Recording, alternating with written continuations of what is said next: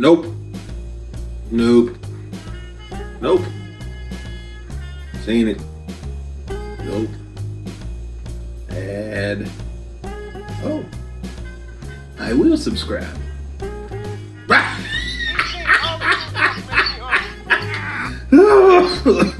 That's hilarious. Born for adventure. Adventure? I'm intrigued.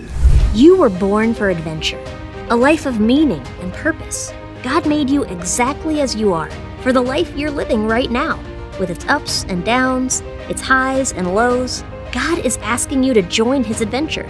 The question is, will you say yes? You can say yes to Jesus. You can say yes to trying new things, to becoming who you were meant to be. You can find out who Jesus is and who God created you to be. Following Jesus is an adventure. Wow, that was amazing. I was born for adventure. Yes, I was. I've got to find out more.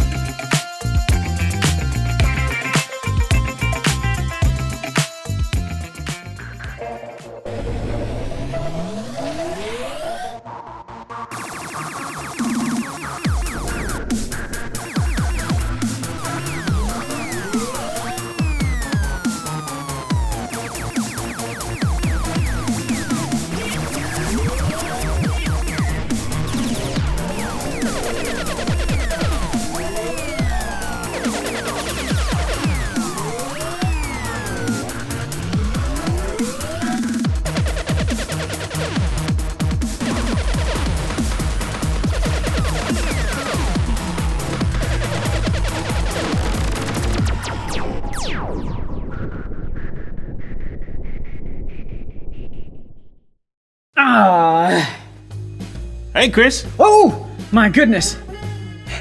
Oh, T, it's you. I didn't see you. Yeah, no, I guess not. Hey, is that a VR headset? Virtual reality, you bet. I hear kids really love this stuff, so I was doing some research. I've never done it before, and I wasn't sure I'd like it. Kind of fun. Oh, and now you're here, buddy. You want to turn? Oh, maybe later. I actually came for some advice. Oh, cool. Advice about Jesus. Even better. Okay, so I was watching TV and just looking for something cool to watch. Oh, okay. And this video came on, and it told me that I was born for adventure, a life of meaning and purpose. Then it said that following Jesus is an adventure. And that sounds amazing. It sure does. But I couldn't help but wonder, what does that mean? The part about being born for adventure or the part about how following Jesus is an adventure? Both. I mean, I know what adventures are. Adventures are like skydiving, riding motorcycles, water skiing, rock climbing, zip lining, and whatever this is. Whoa. Wow, now that was a trip. Whoa, wait a second. I feel a little dizzy. Oh, how about some extra refreshing coconut water? Oh, thank you. Wait, I've never had coconut water before. How do I know I'm gonna like it? All right. Better? Much better. Oh, wow. T, I hear what you're saying about adventures, and those look cool, especially rock climbing. I don't know if I'm brave enough to try it. I know, right? Oh, makes me dizzy just thinking about it. Oh, sip! Slurp! Say ah. Here's the thing, though. Being born for adventure and following Jesus, I don't think it just means rock climbing or zip lining or whatever this is. All those things look like tunsies of funsies, and fun comes from God. He really does want us to have fun and enjoy the world around us. But God has always wanted that for everyone in all places and at all times. So, way before there was any such thing as bungee jumping, or wind tunnels, or whatever this is, way before any of that existed, God created people for lives of meaning and purpose. And when it comes to following Jesus, well, that's always been an adventure. And maybe no one had more adventures following Jesus than a guy named Paul. Here, watch this. This is part of the story of a guy named Paul. Before Paul was Paul, he was Saul. Saul didn't like followers of God. In fact, he hated them. But Saul's life was changed forever when he met God. He stopped trying to hurt people who loved God, and his name was changed from Saul to Paul. Paul was a missionary. That meant he told people about God all over the place. He told people about God in his city and outside his city. He told people about God in his country and outside of his country. Paul did this because he knew that God loves everyone, and he wanted everyone else to know that too. Somebody had to tell them, and for a lot of people, that somebody was Paul. Now, Paul went to a lot of places. He went to Seleucia, Cyprus, Antioch, Iconium, Syria, Greece, Philippi, Thessalonica, Berea, Corinth, Ephesus, Caesarea, Crete, Rome. basically all over this area of the world. On his first trip, Paul probably walked. That trip was about 1,400 miles. That's like walking across 12,320 football fields. Twice! If you tried to do that today, it would take about 450 hours. If you walked for 12 hours a day, that would take about 38 days. In Iconium, lots of people believed Paul and his friend Barnabas when they spoke about Jesus, which was great. But there were also a lot of people who didn't believe, and they didn't want to hear any more teaching from Paul, like permanently. So the Iconian leaders planned to stone Paul. That meant they were going to throw stones at Paul and Barnabas until they died. Big stones. More like rocks. Bigger. Yeah, like that. And that probably would have happened, except that a friend told Paul what was being planned and helped him escape. Whew! On Paul's other trips, he might have walked, or ridden a camel. Maybe he traveled by boat. Sometimes Paul was welcomed, sometimes he was chased off. Sometimes he was thrown in jail for sharing about God. Sometimes God used Paul to heal people. Sometimes people were so amazed that they thought Paul was a god. Sometimes people were so mad that they tried to kill Paul. But no matter where Paul was, or how he got there, or what happened to him while he was there, it seemed like nothing could stop Paul from telling people about Jesus. Paul was willing to do anything because he had been completely changed by Jesus. The same Jesus who had died and rose again. It was something he couldn't stop sharing. And Paul wasn't the only one who would choose to share God's love with people around the world. Lots of people have spent their lives telling and showing people how to follow God. God will continue to do amazing things through people who love Him. People like you. And I can't wait to hear those stories. Done? Yeah. Coconut water? Oh, thanks.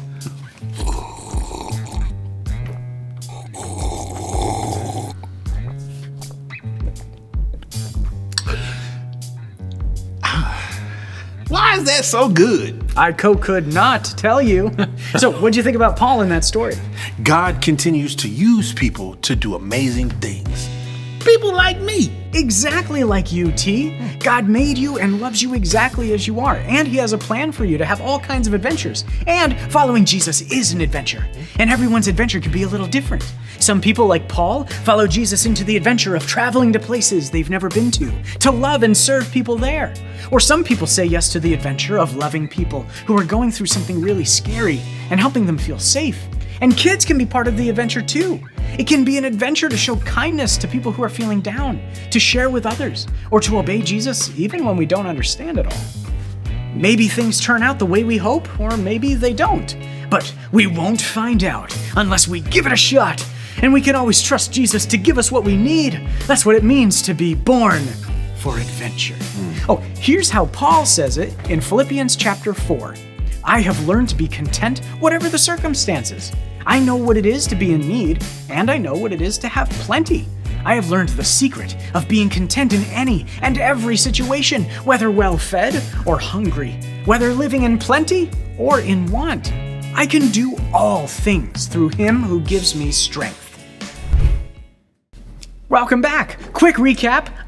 T, you want to do it? Sure. I've been in deep thought. Every one of us was created by God for a purpose. What purpose? We have to find out. Some say we are born for adventure. An ultimate adventure isn't rock climbing, zip lining, or whatever that is. The ultimate adventure is following Jesus. The adventure can be different for everyone, but the Bible reminds us, I can do all things through him who gives me strength. Nice, T. Yet another question still remains. Oh, what's that? What if my life doesn't feel like an adventure? Feel like? Yeah, it just seems like some people really do live adventurous, exciting lives, but mine doesn't feel adventurous and exciting. I mean, I don't travel all the time. I don't have my own Daredevil YouTube channel. Actually, can I tell you something that's kind of hard to talk about? Oh, yeah, sure, of course, T. You're my friend. I'm listening. You know, some days I mostly just feel like blah. Blah. More like blah. You know, like, what's the point? Blah. And sometimes I don't feel like I really want to do anything that I normally like to do. Oh. Yeah, I feel that way too sometimes. You do? Sure. And it's okay. I think more people feel that way than you might think. Really? I thought I was the only one. You know, that makes me feel kind of better. It's normal to see what other people are doing and think we're supposed to be doing that thing too, especially if it looks, well, adventurous. We might feel like we need to dress a certain way to fit in, or act a certain way to show off, or do something we're kind of afraid of because someone else is doing it. You know what I'm talking about? Yes. And then we might believe that if we follow Jesus, we're supposed to have these huge, epic adventures and get famous or something, and it just gets worse. Right. But here's the truth. Are you ready? I don't know. Small moments can be adventures. Small moments? Like when I do something I'm really proud of? Well, sure. Adventures can happen whenever we need bravery and trust. Like, it's an adventure to stand up for someone who's being bullied. You ever tried that? If you have, you know how risky it feels. Way riskier than flying in a wind tunnel or ziplining. Apologizing can be an adventure. And even forgiving someone else can be an adventure. What about this? Was this an adventure? One time, I had $1, and then my brother saw my dollar, and he took it from me. I looked everywhere for that dollar, but by the time I found out who took it, my brother had already spent it, and he apologized for it at the time. I didn't want to forgive him at the time. And did you? I did. This was hard to do. I really liked that dollar. And over the course of my lifetime, he's paid me back way more than just $1, so we're even. That was an adventure, gosh!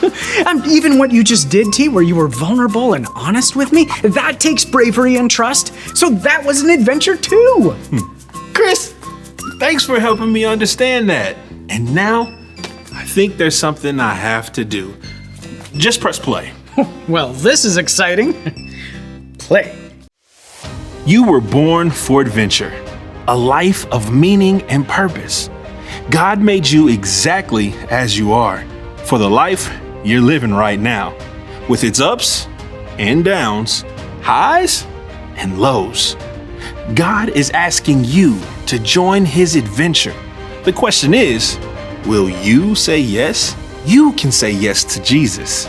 You can say yes to trying new things and becoming who you were meant to be. You can find out who Jesus is and who God created you to be. Following Jesus is an adventure. Yet another question still remains. Oh, what's that? What if my life doesn't? No. That was amazing. I was born for adventure. Yes, I was. I've got to find out more.